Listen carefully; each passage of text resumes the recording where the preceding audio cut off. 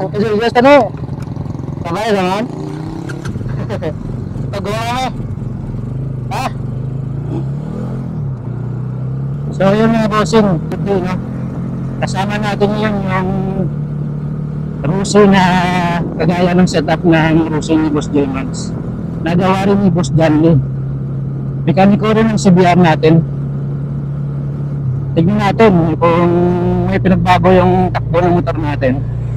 Kasi nag-upgrade tayo ng 30mm na carb, tapos nagpalaki tayo ng elbow, tapos nagpalit tayo ng stock rin na bulbs no? Palit tayo ng balbula kasi sinura yung balbula natin.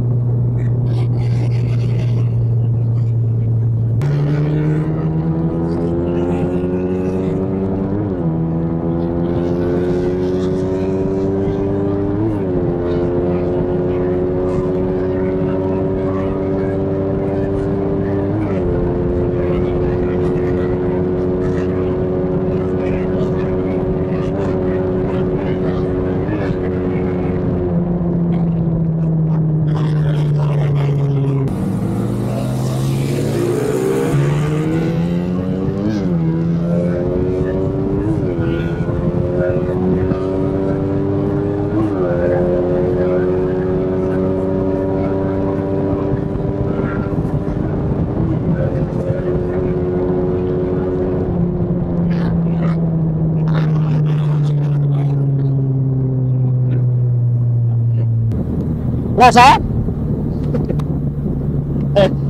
Wala sunod? Wala sa sunod? Gago? Ako siguro? Pag talaga may kilang daan guys, wala. Talo tayo. Ha? Cecilia? Yodi po. Very good. Kita guys, nakuha yung mga pera natin. Naku po. Naku po. Baka yung cellphone ko mahulog din dito eh. Pero sila yan guys, kahit na 2 volts lang yan eh, malaki din yung bore nyan. Yung bore natin na stock nasa 63.5 lang. Yung bore nyan nasa 67 na, tapos yung stroke wala rin. Mataas din yung stroke ng Russo niya, no? So talo tayo sa volume ng cylinder, no? Talo tayo. Pero sa advantage naman natin is 4 valves tayo. Tapos 6 gear tayo. Yan lang. Tapos siya ano eh, naka-ano din siya, naka-load din eh. Kaya hindi mo rin masasabi na kahit na China bike yan eh, mas mabilis yung 4 valves. Nakadepende na rin talaga sa karga kasi yung atin na-stock lang tayo eh. Nasa stock lang tayo, tapos naka 30mm na carb, tapos nagpa-big turbo tayo, tapos nagdagdag tayo ng nagpalit tayo ng valves, no? Kasi yung valvula natin is ano na siya, matalim na, kumbaga pud-pud yung liquid, no?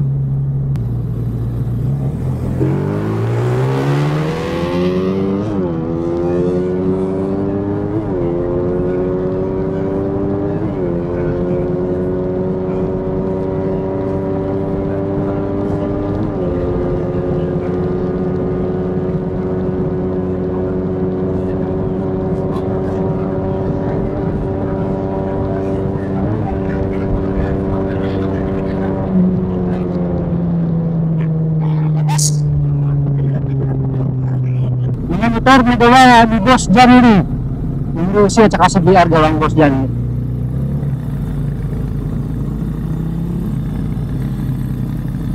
Dari ka?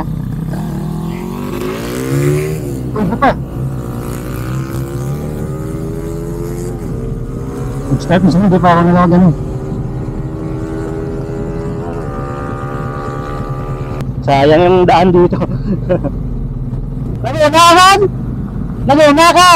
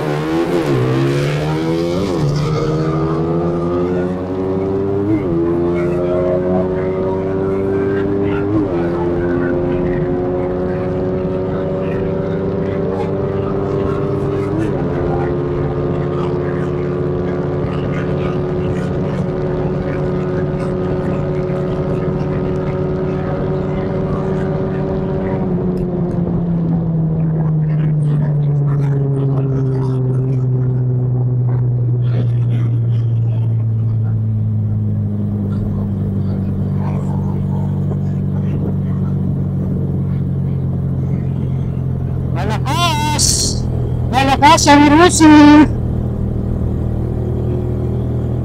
Solid. Grabe. Iba. Maganda yung pagka-tune boss dyan ulit. Malakas. Magaling yung pagkagawa. Yung sikreto dyan comes nagawang grinder.